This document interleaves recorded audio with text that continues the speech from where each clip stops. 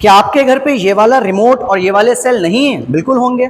और टीवी देखते देखते बहुत बार ऐसा हो जाता होगा कि टीवी में ये जो रिमोट है ये वर्क करना बंद कर देता है, या साथ ही साथ जो घड़ी लगी है आपकी दीवार के ऊपर, उस घड़ी में जो ये सेल डला हुआ है ये काम करना छोड़ देता है। और फिर हम लोग कहते हैं यार सेल जो है ना वो वीक हो गया।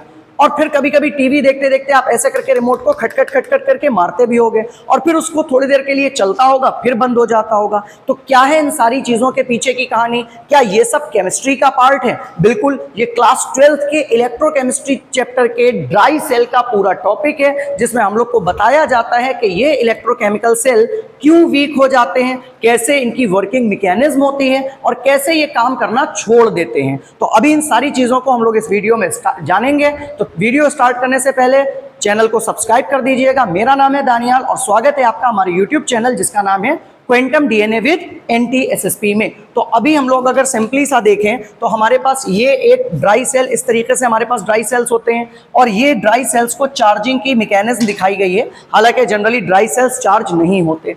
दूसरा, अगर हम लोग यहाँ पर ध्यान से देखें तो जो भी हमारे रिमोट्स होते हैं वर्क करना थोड़ी देर के बाद छोड़ देते हैं, या अगर हम उसमें नया सेल भी डालें और वो नया सेल कुछ दिन तक तो बहुत तेजी में बढ़िया करके चलता है, लेकिन कुछ दिन के बाद उसके वर्किंग मैकेनिज्म क्या हो जाती है, अफेक्ट हो जाती है और वो काम करना छोड़ देता है। या घड़ी चलते चलते क्या होती है, रुकने लगती है, फिर चलने लगती है, फिर रुकने लगती है। तो अगर रुक गई थी तो दोबारा क्यों चली, और अगर चलना ही था तो रुकी क्यों? तो इन सारी चीजों के आंसर्स हम लोग इस वीडियो के अंदर देखेंगे। तो अभी अगर क्लास 12th केमिस्ट्री को अगर ध्यान से देखें तो क्लास 12th की केमिस्ट्री में, इलेक्ट्रोकेमिस्ट्री में एक टॉपिक है जिसका नाम है प्राइमरी एंड सेकेंडरी सेल्स या बैटरीज। उसमें आपको इस तरीके से प्राइमरी बैटरीज दे रखी हैं। प्राइमरी बैटरीज वो बैटरीज होती हैं जो नॉन चार्जेबल होती हैं, आप जिनको चार्ज नहीं कर सकते।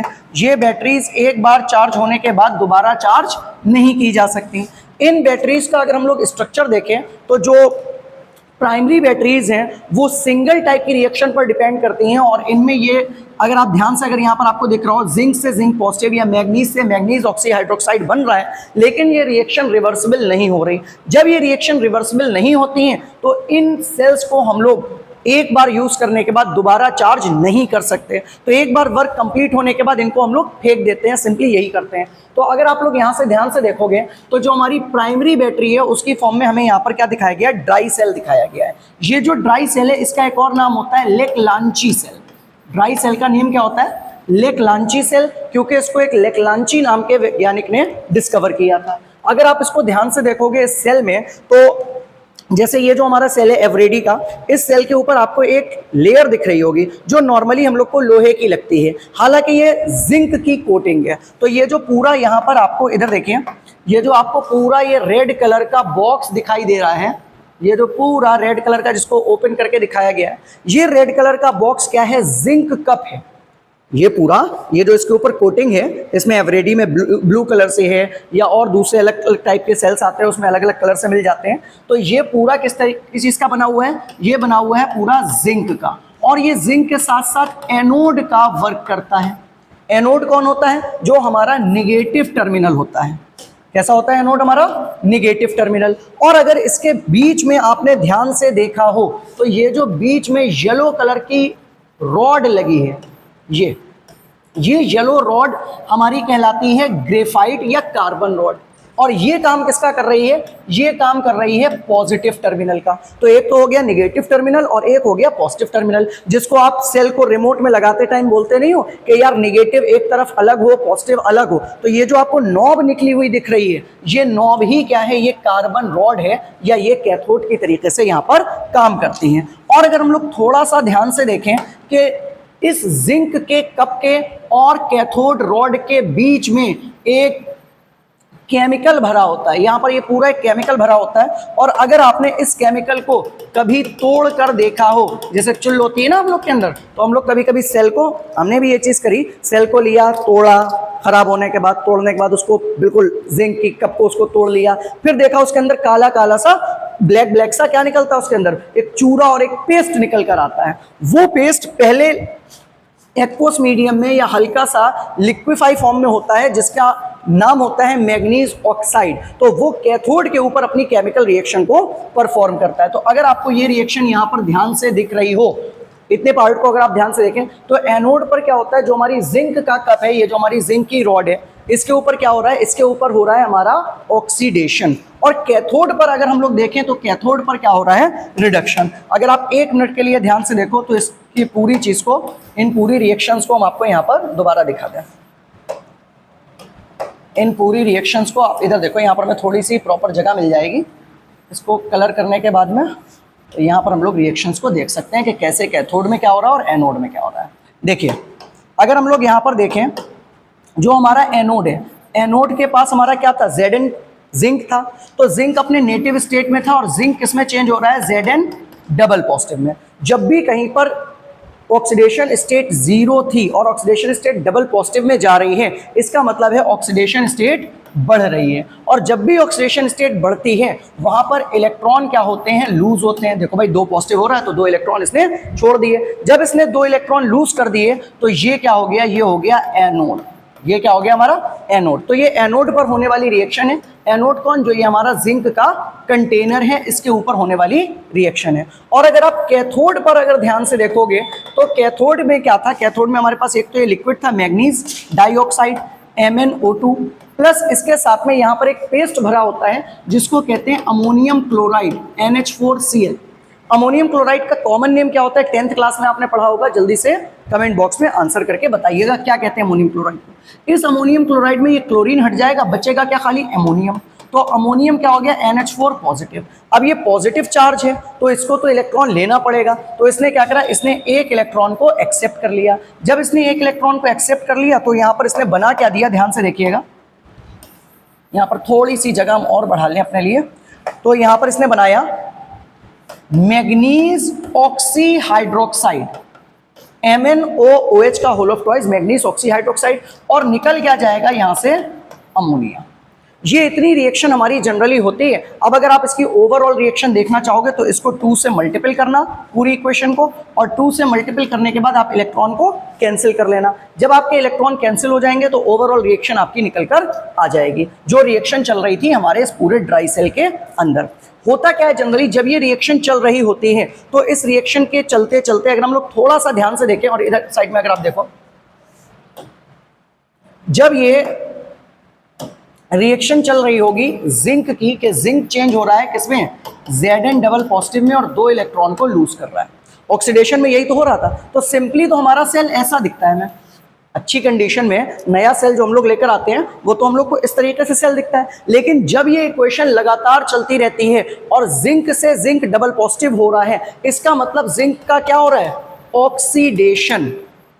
और जब किसी चीज का ऑक्सीडेशन हो रहा है दैट्स मीन उसके ऑक्साइड्स बन रहे हैं। तो धीरे धीरे ये जो सेल हमारा ऐसा है, वो अंदर से अगर आप देखोगे, जो उसकी जिंक की ये पूरी रॉड थी, जो उसके अंदर जिंक का पूरा कप था, वो पूरा कप क्या होने लगता है, डिके होने लगता है। और ये पूरा देखिए, ये जो Zn कप था, ये पूरा कप हमारा क्या हो गया, खराब हो गया। तो धीरे धीरे जब ये जिंक का कप खराब होने लगता है, क्यों खराब होने लगता है, क्योंकि ये इक्वेशन उसके अंदर होती रहती है, Zn डबल पॉजिटिव में चेंज होता रहता है। तो जब जिंक की ये रॉड, ये पूरा कप खराब होने लगता है अंदर से, तब हमारा जो सेल होता है वो वर्क करना छोड़ देता है। साथ ही साथ अगर आप एक चीज देखो, ये जो हम लोग को स्ट्रक्चर दिखाया गया उसके अंदर आपको जो इलेक्ट्रोलाइट्स दिखाए गए हैं, अमोनियम क्लोराइड और ZnCl2। तो ये जो अमोनियम क्लोराइड का पेस्ट है, जनरली जब हम नया सेल खरीद कर लाते हैं तो ये पेस्ट यूनिफॉर्मली पूरे के अंदर भरा हुआ होता होगा। लेकिन जब ये सेल वर्क करना स्टार्ट कर देता है धीरे धीरे धीरे धीरे, तो ये जो हमारा पेस्ट है, इलेक्ट्रोलाइट सेल जिसको बोल रहे हैं, पेस्ट जिसको बोल रहे हैं मेन, ये पेस्ट का डिस्ट्रीब्यूशन पूरे में नहीं रहता। और जब पेस्ट का डिस्ट्रीब्यूशन पूरे में नहीं रहता और पेस्ट सिर्फ एक ही साइड में बचता है, तो फिर हमें प्रॉब्लम होती है, क्योंकि यहाँ से फिर कंडक्शन होना बंद हो जाता है। और जब पूरे सेल में कंडक्शन ही नहीं होगा, या ये जो इलेक्ट्रोकेमिकल इक्वेशंस हैं, ये पूरे सेल में जब इक्वेशंस नहीं चलेंगी, तो हमारा रिमोट वर्क करना बंद कर देता है और घड़ी भी काम करना रुक देती है। और फिर उसके बाद में जब आप थोड़ी देर के बाद ऐसे ऐसे करके रिमोट को मारते हो और रिमोट पे ऐसे करके बीट करते हो, तो क्या होता है, ये जो इलेक्ट्रोकेमिकल यहाँ पर आपको लिक्विड दिख रहा है, या ये जो अंदर का आपको जिंक क्लोराइड नौसादर या अमोनियम जिंक क्लोराइड और अमोनियम क्लोराइड दिख रहा है, तो ये क्या होता है, थोड़ी देर के लिए इस तरीके से ऐसे मूव कर जाता है जब आप इसको ऐसे करके बीट करते हो। तो जब ये मूव कर जाता है थोड़ी देर के लिए हम लोग को रिमोट चलता हुआ देखने को मिल जाता है, लेकिन बाद में वो फिर वर्क करना छोड़ देता है। क्यों? क्योंकि ये एक टाइप का प्राइमरी सेल है और प्राइमरी सेल की एक पर्टिकुलर लाइफ होती है। अब यहाँ पर एक सिंपल सा क्वेश्चन बनता है क्लास 12th के लिए कि कितने वोल्ट का पोटेंशियल बनाते हैं ये वाले सेल, ये जो हमारे प्राइमरी सेल हैं, ये ड्राई सेल हैं या लिक्लांची सेल हैं, कितना पोटेंशियल जनरेट कर सकते हैं ड्राई सेल? तो कितना कर सकते हैं? सभी लोग ने बहुत चीख चीख के पढ़ा था 1.5 वोल्ट का। ये बात आप बिल्कुल याद रखिएगा, क्लास 12th के लिए बहुत इंपॉर्टेंट बात है ये और बहुत पूछी जाती है ये हर बार कि कितने वोल्ट का सेल यहाँ पर ये जनरेट कर सकते हैं, कितने वोल्ट का पोटेंशियल। अब इससे रिलेटेड हमारे सिलेबस में जो क्वेश्चंस हैं या इससे रिलेटेड जो क्वेश्चंस पूछे जा सकते हैं क्लास 12th में, उन सारे क्वेश्चंस को हम लोग अभी यहाँ पर क्लियर कर लेते हैं। तो अभी सबसे पहला हमारे सामने जो क्वेश्चन दे रखा है उसमें पूछा है a dry cell is an example of. Dry cell किस चीज का एग्जाम्पल है, किस चीज का उदाहरण है? तो अभी पहले तो आपको यह भी याद रखना है कि ड्राई सेल को हम लोग कौन सा सेल कहते हैं? लिक्लांची सेल भी कहते हैं। ड्राई सेल को क्या कहते हैं? लिक्लांची सेल। तो हो सकता है ड्राई सेल की जगह वो आपसे लिक्लांची पूछ ले। तो क्या ये सेकेंडरी सेल है? सर सेकेंडरी सेल वो होते हैं जो चार्जेबल होते हैं, जिनको हम बार बार रिचार्ज कर सकते हैं। जैसे आपके फोन की बैटरी, फोन की बैटरी क्या सेकेंडरी सेल है? एक बार फोन आपका जीरो हो गया, वीक हो गया, आपने दोबारा चार्जिंग पे लगाया, वर्क करने लगा। दूसरा ऑप्शन यहां पर दे रखा है प्राइमरी सेल। प्राइमरी सेल वो होते हैं जो नॉन चार्जेबल होते हैं, जिनको हम लोग चार्ज नहीं कर सकते। तो ड्राई सेल एक बार यूज होने के बाद, क्या ये वाला सेल यूज होने के बाद आप दोबारा उसको चार्ज करते हो? नहीं करते हो ना, उसको आप दोबारा फेंक देते हो। तो जब आप उसको दोबारा फेंक देते हो तो ये किसका एग्जाम्पल हो गया? प्राइमरी सेल का हो गया, क्योंकि ये दोबारा यूज में नहीं आते। इलेक्ट्रोलिटिक सेल वो होते हैं जो जनरली इलेक्ट्रिकल करंट लेकर वर्क करते हैं। और फ्यूल सेल का एग्जाम्पल हमारे क्लास 12th में H2O2 सेल है। क्या इतनी बात हम लोग को समझ में आ गई? तो अगर कहीं पर भी पूछा जाए ड्राई सेल कैसा एग्जाम्पल है, प्राइमरी सेल है। तो घर के इन्वर्टर में जो बैटरी लगी होती है, हाँ वही बैटरी जिसको हम लोग कॉमनली बैटरा कहते हैं, थोड़ी सी बड़ी होती है तो बैटरा कह दिया उसे। तो वो कौन सा एग्जाम्पल है इन चारों में जो घर में आपके इन्वर्टर की बैटरी लगी है? कमेंट बॉक्स में अभी बताएं जल्दी से। इसके बाद में हम लोग अगर सेकेंड क्वेश्चन यहाँ पर देखें, दूसरे क्वेश्चन में हम लोग को पूछा है in a dry cell the anode is made up of. Dry cell में जो हमारी एनोड होती है वो किसकी बनी होती है? अभी आपने पीछे पूरा स्ट्रक्चर बनाया था और आपने यहाँ पर बताया था ये जो Zn का कप है, ठीक है, इस Zn के कप में एनोड परफॉर्म करने की रिएक्शन होती है, मतलब यहाँ पर ऑक्सीडेशन होता है। तो ये जो ऊपर की आपको लेयर दिख रही है, इसको आप अपने घर पे अगर बैठे हो तो छुटाकर देख सकते हो, ठीक है, फोड़ सकते हो, लेकिन नए सेल को मत करना वरना घर वाले मारेंगे। तो यही किसका काम करता है? एनोड का। तो यहाँ पर हम लोग का पहला ही दे रखा है जिंक रॉड। तो जिंक का जो रॉड है या कप बोला जाए वो क्या है? हमारी एनोड का काम करता है। ग्रेफाइट रॉड ये किसका करती है? कैथोड का वर्क करती है। और जिंक किसका काम कर रहा है? जिंक किसका काम कर रहा है? एनोड का। इसके बाद में ये कॉपर नहीं होता इसके अंदर, लेड भी इसके अंदर नहीं होती। लेड किस में होता है? जो घर में आपके इन्वर्टर लगा हुआ है वो लेड स्टोरेज बैटरी है, उनके अंदर आपका लेड आपको मिल जाएगा।